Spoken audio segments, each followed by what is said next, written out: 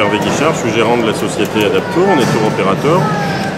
Donc on a une licence de voyage, on est agence de voyage tour opérateur. Tous nos séjours sont accessibles et adaptés pour des personnes à mobilité réduite, donc essentiellement accessibilité fauteuil roulant. On ne fait que des voyages individuels, donc pas des voyages de groupe à une date fixe avec un programme fixe. La majorité de nos clients sont des familles dont un des membres est en fauteuil ou des petits groupes, et on fait un devis à la carte sur mesure. Ce qui fonctionne le mieux, c'est Tenerife, le Maroc, la Tunisie, Chypre, la Crète. On vend également des destinations un petit peu plus lointaines comme le Sénégal, la Martinique, la Guadeloupe, mais c'est un petit peu plus dur à vendre parce que ça coûte un peu plus cher, mais aussi pour le temps d'avion.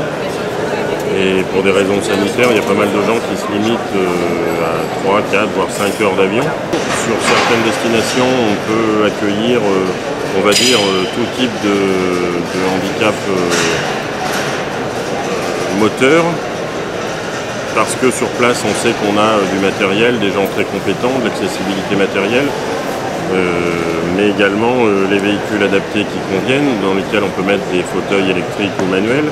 On peut avoir des soins médicaux, des auxiliaires de vie, on peut avoir des hôpitaux pas très loin en cas de problème. Sur d'autres destinations qui sont un peu plus exotiques, comme le Sénégal, on n'a pas forcément de lit médicalisé.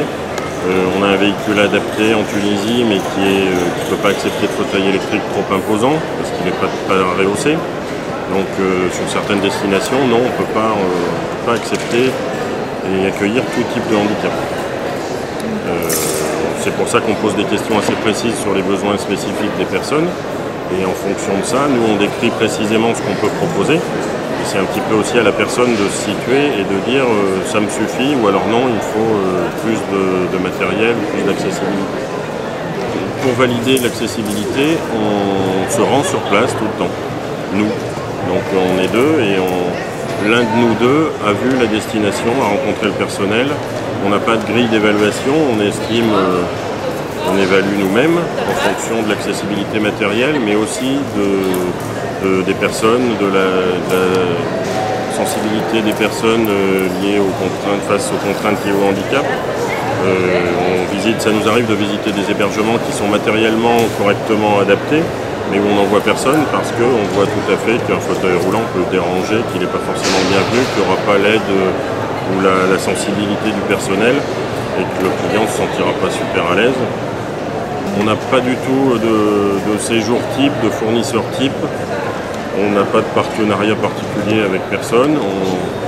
On est indépendant, on travaille avec des gens qui sont complètement différents. Ça peut aller de la maison d'hôte qui a 5 ou 6 chambres ou à un hôtel qui a 300 chambres adaptées, 200 à Tenerife entre autres.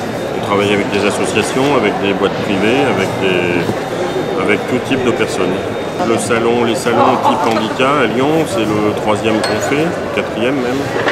On a fait Autonomique à Rennes, on a fait Autonomique à Paris, cette année à Toulouse et ici à Lyon. Et c'est notre seul moyen de communication, enfin seul moyen.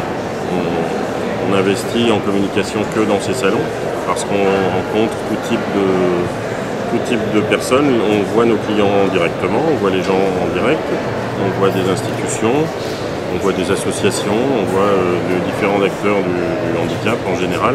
Et avec le bouche à oreille, ça paraît être assez utile.